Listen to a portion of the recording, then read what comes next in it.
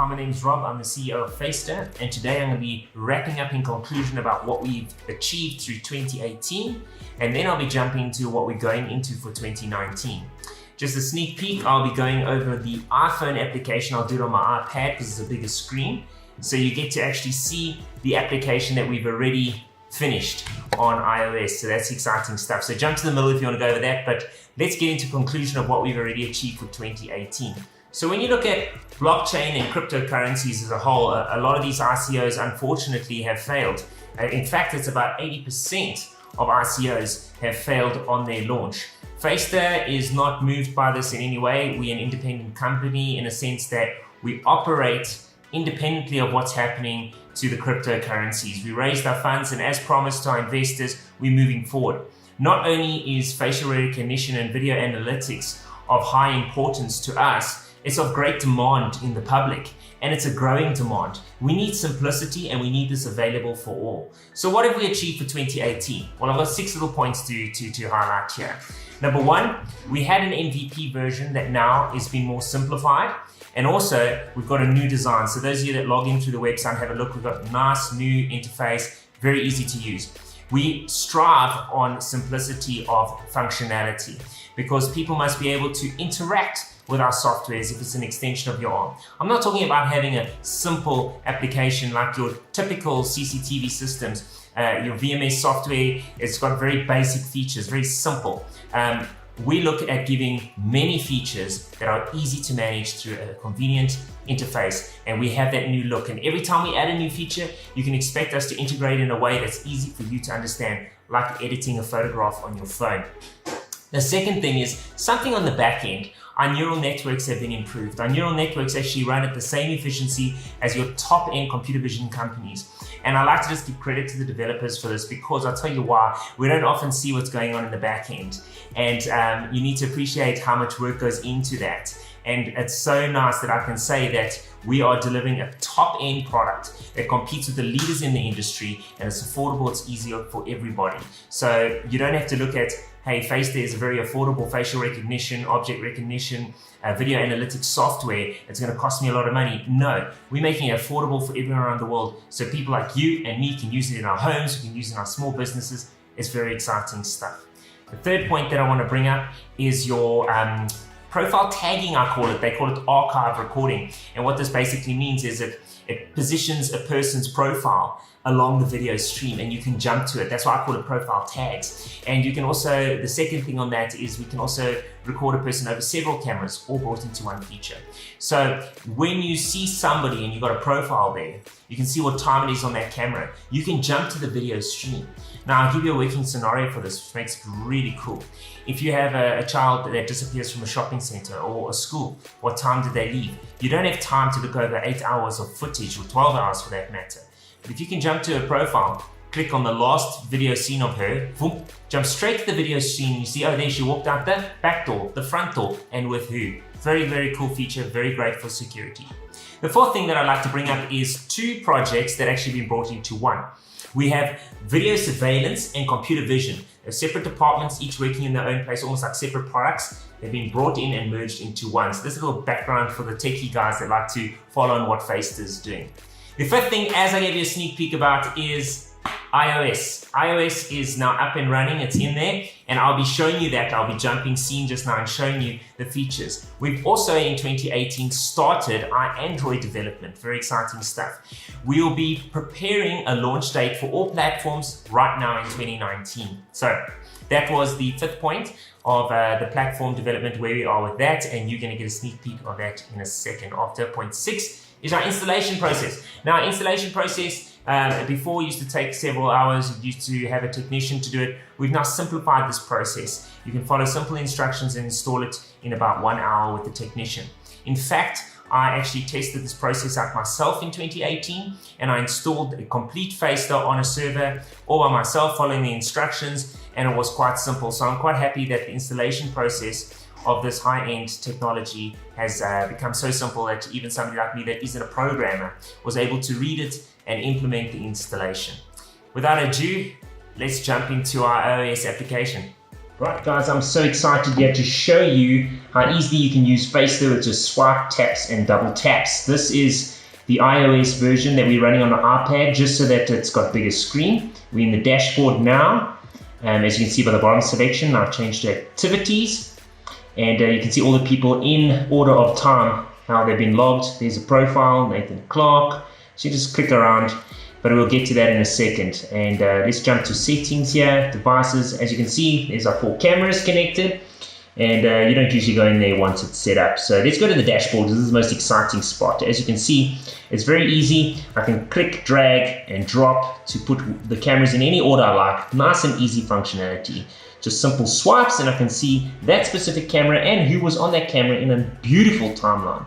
That's the kind of efficiency and ease of use that we want in a user-friendly application.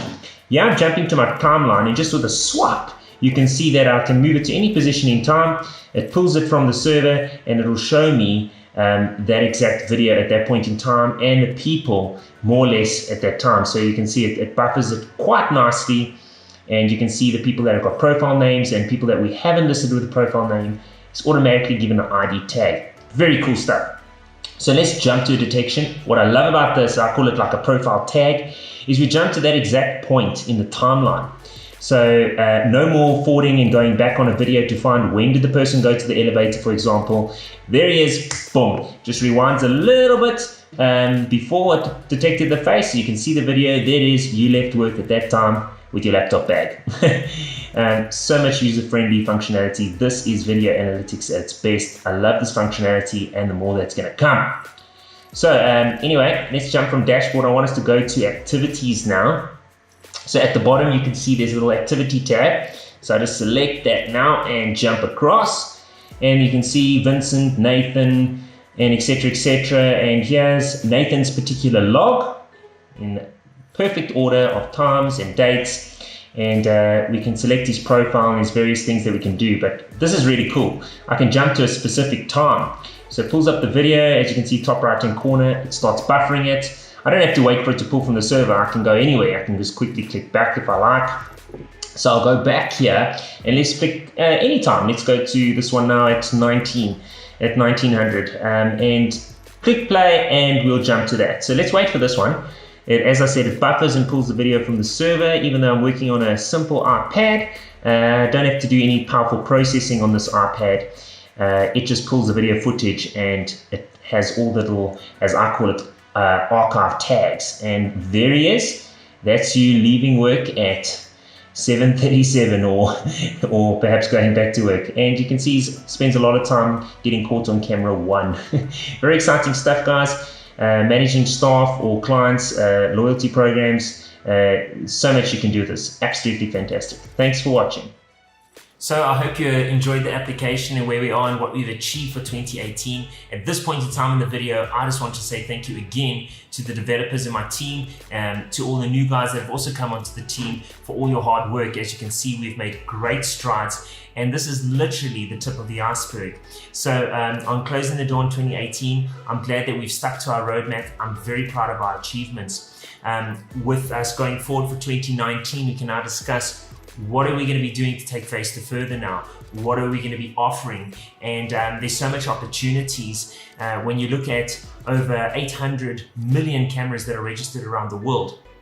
You find that a person that lives in a busy main city can be seen about 300 times a day. Yet we're not using a technology that's available and affordable for all. And FaceTime is obviously seen this, and this is the market that we're after, is that I'm sure you've seen this kind of technology available and in many government areas, but it's not affordable for you at your home and for small, medium enterprises. So FaceTime moving forward is going to be focusing on several different areas in 2019 of where we can market our product.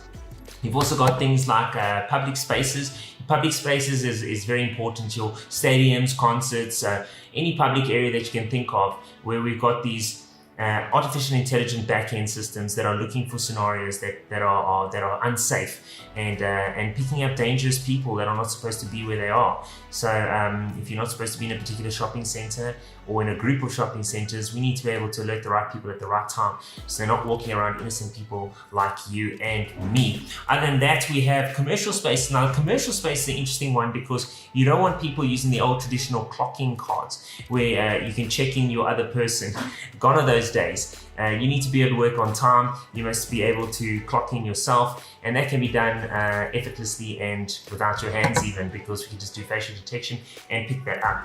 The manufacturing sector is another one that we want to tap into. Manufacturing can improve safety and checking on certain regulations of certain equipment being placed in certain ways. And cameras can also be positioned to assist with this, to make sure that we are doing things in the right manner that creates a safe environment, a safe working environment for everyone. The last one, if any of you guys have attended my presentations, especially on my tour, it's a soft spot that I have, and that's the education of schools. It's nice to know if an unfamiliar face is on a school premises. It's nice to know where our children are at, and being able to provide access for parents and teachers to be able to get footage of what's going on very quickly. And I see the future of FaceTime moving quite aggressively in this space, where you'll be able to determine when a child has left the school, if it's the correct time for this child to leave the school, and to pick up irregularities like why is that child climbing into a car that it never has to before. These are things that make things different. This is things that change the world. This is where I see FaceTime at the forefront of rather looking at CCTV cameras and saying, what went wrong? We have CCTV cameras informing us when something's out of place, so we can do something about it immediately. If something has to happen to my child or my family member, I don't want police officers and other people going through CCTV and picking up scenarios 3 days later. I prefer a system that tells me immediately something's out of place, something is wrong, this is what happened, and the car's been tracked, etc., etc. I've said this before and I'll say it again, those of you that watch me in my presentations, it sounds cheesy, but together we can really change the world. Having this kind of technology at the fingertips and available and affordable into small, medium enterprises and even your home changes everything altogether. Imagine ATM bombers not being able to walk past an ATM again because the camera's going to pick them up and we get 20-30 seconds notification.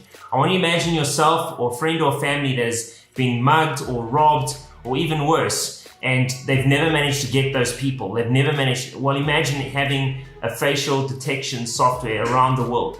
And in a year's time, I'd like to say, wow, imagine if we so spread out that that person that infringed upon you or your family member will never be able to set foot in your road again, in a public parking or in a shopping center, because they'll all be part of a network who will be sharing the blacklists of people that we know that the police are looking for. We can really make the whole world a safer place. Being able to find children that are lost quicker, being able to stop accidents from happening in factories. The list goes on.